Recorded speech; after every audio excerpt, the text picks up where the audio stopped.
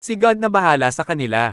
Ito nga ay isa sa mga naging reaksyon ng netizen sa naging latest vlog ng veteran actress na si Aiko Melendez.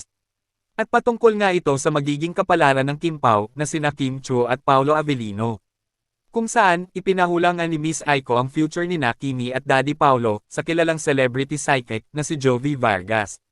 At inamin nga ng veteran actress na isa nga siyang solid fan ng Kim Pao at inamin pa nga niya na kilig nga siya sa kanila. At ayon naman kay Jovi, na posible nga na magkaroon ng negosyo ang Kim Pao, o di kaya ay di umanong makakapag-produce sila ng sarili nilang movie. Dagdag pa nga dito, na may forever nga kina Kim at Paolo at malaki ang posibilidad na hanggang dulo ang Kim Pao. Kim Chiu tsaka si Pao. Fan talaga ako ng dalawa. Anong nararamdaman mo sa kanilang dalawa? Okay ha, mabait yung lalaki ha. Si Pao Avellino? Mukha Oo, nga. mabait Alam mo yung na-meet ko siya. lalaki. Mabait. Medyo maduda lang muna si Si Kim? Si Kim. Mukhang sila naman ang pwede mag-ending. Ay, talaga? Oo. Magpo-produce sila ng negosyo o ng movie. Oo. Medyo tatangkilikin din ito. Hindi, magkakatuluyan sila sa totoong Malaki buhay. ang kasi Possibility? nakikita ko naman yung energy ng pareho.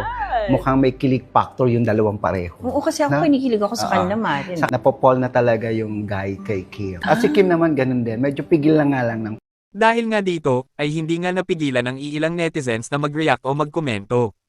Wow! Tagahanga ni Aiko si Kimi noon pa. At ngayon, Kim Pao na rin. Thanks Madam Aiko for being tagahanga. Pigil kasi wala pang isang taon after ng breakup nila ni Sian.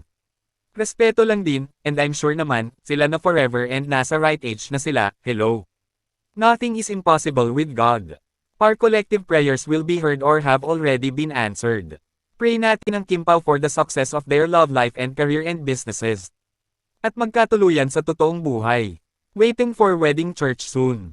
God bless Kim Pao. Same sila ng hula ni Jay Castora sa Kim Pao. Sila nga daw magkakatuluyan. Kayo, anong masasabi nyo tungkol dito? Just comment down below.